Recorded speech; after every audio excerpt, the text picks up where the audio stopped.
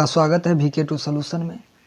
आज हम बायोलॉजी के निरंतर एवं और समन्वय का जितना भी ऑब्जेक्टिव क्वेश्चन है, आज हम उन सारे क्वेश्चन को बना लेंगे। तो सबसे पहला मेरा क्वेश्चन है, उससे पहले अगर आप हमारे चैनल पर नए हैं तो प्लीज़ चैनल को सब्सक्राइब कर ले। तो शुरू करते हैं आज का वीडियो।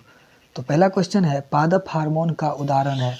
इंसुलिन पादप हार्मोन का उदाहरण नहीं है, एस्ट्रोजन नहीं है, एड्रेनलिन नहीं है, ये ऑक्सीजन है। क्योंकि पादप मतलब पेड़ पौधा, यानी पेड़ पौधे का जो हार्मोन है वो ऑक्सीजन है। ऑप्शन नंबर मेरा डी सही हो जाएगा। नेक्स्ट क्वेश्चन, गुरुत्वावर्तन का उदाहरण है। गुरुत्वावर्तन का जो उदाहरण है वो जड़ की वृद्धि, जड़ की जो वृद्धि होती है वो गुरुत्वावर्तन की उदाहरण है। न्यूरॉन के किस भाग में संवेदना का विद्युत आवेश में परिवर्तन हो जाता है? तो ये है साइटॉन। साइटॉन में ये विद्युत का जो होता है आवेश में परिवर्तन हो जाता है। तो ऑप्शन नंबर मेरा ए सही हो जाएगा। नेक्स्ट क्वेश्चन, थायराइड ग्रंथि द्वारा थायरोक्सिन हार्मोन के संश्लेषण में निम्नलिखित में किसका होना आवश्यक है? तो इसमें आयोडीन का होना जरूरी है। थायराइड ग्रंथि में आयोडीन का होना बहुत ही जरूरी है।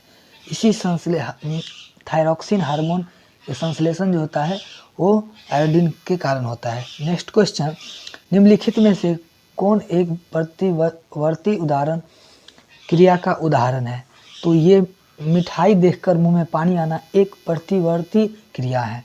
छींक कहाँ आना एक प्रतिवर्ती, आँख में झपकी ये देखने के बाद आता है, यानी ऑप्शन नंबर मेरा डी सही हो जाएगा। नेक्स्ट क्वेश्चन, एड्रिनल मेंडुला द्वारा स्रावित एपिनेफ्रिन हार्मोन का दूसरा नाम क्या है?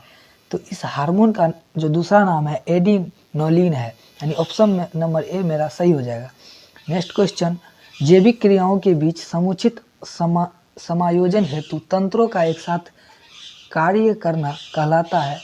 तो इसका कहलाता है समन्वय कहता है। जैविक क्रियाओं के बीच समुचित समायोजन हेतु तंत्रों का एक साथ कार्य करना, जितने भी जैविक क्रियाओं का समुचित समायोजन है वो तंत्र एक साथ कायम करता हुए समन्वय कहते हैं।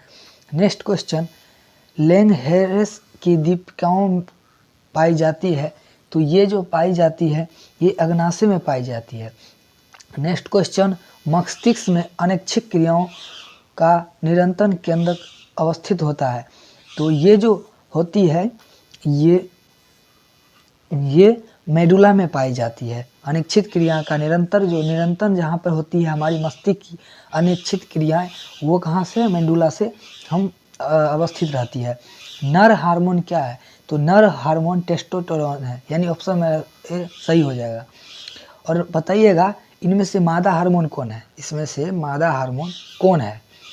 नेक्स्ट क्वेश्चन, रक्त में कैल्शियम की मात्रा का निरंतर निम्नलिखित में किसके अंतःस्रावित ग्रंथि द्वारा होता है?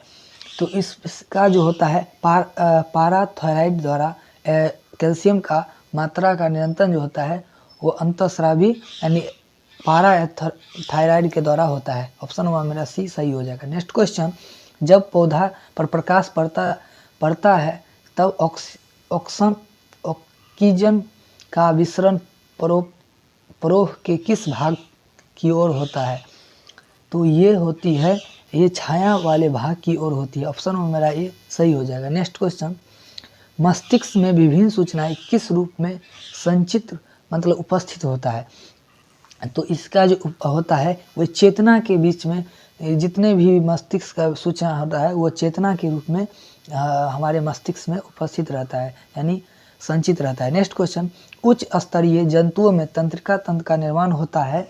ये मस्तिष्क में भी होता है। मेरुरज्जु मतलब जो पीछे का भाग मेरा है ये मेरुरज्जु कहलाता है। और विभिन्न प्रकार के तंत्रिका द्वारा, ऑप्शन नंबर मेरा डी सही हो जाएगा। नेक्स्ट क्वेश्चन, निसल्स कर्णिकाएं पाई जाती है।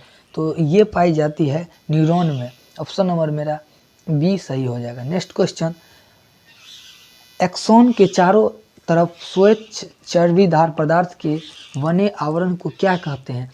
तो इसे हम माइलिन शीथ कहते हैं। ऑप्शन नंबर मेरा ए सही हो जाएगा। नेक्स्ट क्वेश्चन, अंडोत्सर्जन का कारण है, तो इसका जो कारण है वो FSH है, यानी इसका जो कारण है वो FSH है।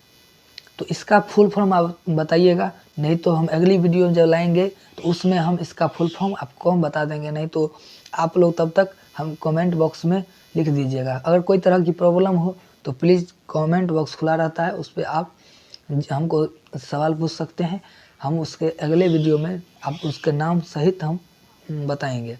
नेक्स्ट क्वेश्चन, सबसे छोटा अंतःस्रावी ग्रंथि कौन है? तो सबसे जो छोटा अंतःस्रावी ग्रंथि है वो पिट्यूटरी है। पिट्यूटरी जो है वो सबसे छोटा हमारा अंतःस्रावी ग्रंथि है। Next question, option number D मेरा सही हो जाएगा, जो इसका आंसर हो जाएगा option number D. Next question, निम्नलिखित पादप हार्मोन में किसे फल पकाने वाला हार्मोन कहता है? तो इसे एथिलीन को फल पकाने वाला हार्मोन कहते हैं, इसी से फल को पकता है इसी कारण।